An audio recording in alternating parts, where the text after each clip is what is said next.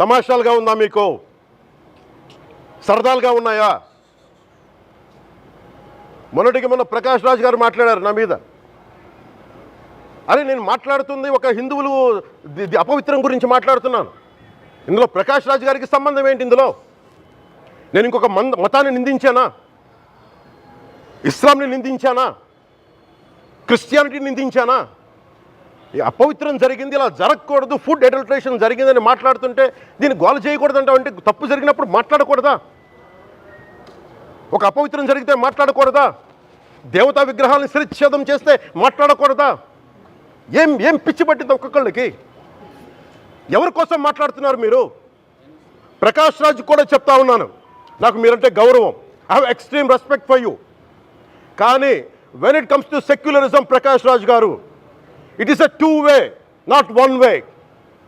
I have extreme respect for you. You know that.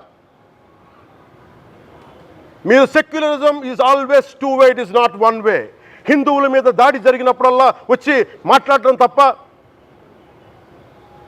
అన్య మతాల మీద జరిగితే నేను కూర్చొని ఇంతమంది కౌలు రైతులకు ఇచ్చాను, ఎంతమంది ముస్లిం ఇస్లాం రైతాంగానికి ఇచ్చాను నేను. ఇదే ఎన్ని మద్రాసాలకి డబ్బులు ఇచ్చాను నేను, 25 లక్షలు 30 లక్షలు ఇచ్చాను, నేను ఇచ్చినవాడిని. నేను నాకు అన్య మతం ఇస్లాం మీద గౌరవం ఉన్నవాడిని, క్రిస్టియానిటీ మీద గౌరవం ఉన్నవాడిని. చిన్నప్పటి నుంచి కూర్చొని మిషనరీ స్కూల్లో చదువుకున్నవాడిని. నా టీచర్ చెప్పిన సూక్తి, తను తగ్గించుకున్నవాడు హెచ్చింపబడినని చెప్పి బైబుల్ సూక్తిని ప్రతిసారి కోట్ చేస్తూనే ఉంటాను. ఇది నా గౌరవం, ఇది నేను చూపించే గౌరవం. మీరు మాట్లాడితే కూర్చొని నేను పాటించే ధర్మానికి అపవిత్రం జరిగినప్పుడు మాట్లాడకూడదు, మౌనంగా ఉండాలి. సెక్యులరిజంకి విఘాతం అంటే ఏంటి? సెక్యులరిజంకి విఘాతం?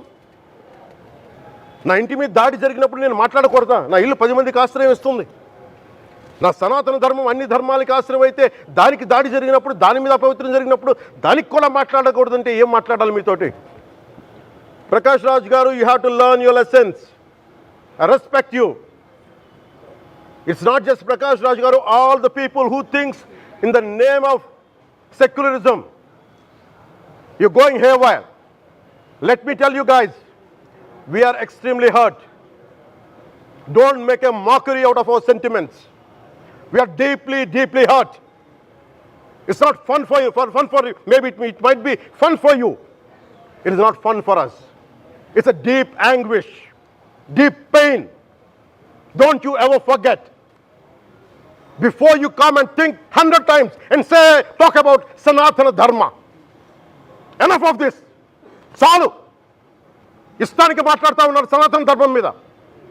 అయ్యప్ప స్వామి మీద మాట్లాడతారు, సరస్వతి దేవి మీద మాట్లాడతారు. అల్లా మీద మీరు మాట్లాడగలరా? మహమ్మద్ ప్రవక్త మీద మీరు మాట్లాడగలరా? జీసస్ మీద మీరు మాట్లాడగలరా? అందరూ కూర్చొని సనాతన ధర్మం మీద, వినాయకుడి మీద జోకులు వేస్తారు, దుర్గాదేవి మీద జోక్స్ వేస్తారు, సరస్వతి దేవి మీద జోక్స్ వేస్తారు. మా మనోభావాలు గాయపడవా? మాకు బాధ ఉండదా? అందుకే నేను ప్రతిపాదించింది ఏంటంటే ప్రతి దానికి రావలేకపోతున్నాం. సనాతన ధర్మ రక్షణ board is order of the day. ప్రతిసారి కూర్చోబెట్టి మేము డిఫెండ్ చేసుకోలేం. ఇది ప్రతి సగటు హిందువు తాలూకు ధర్మం.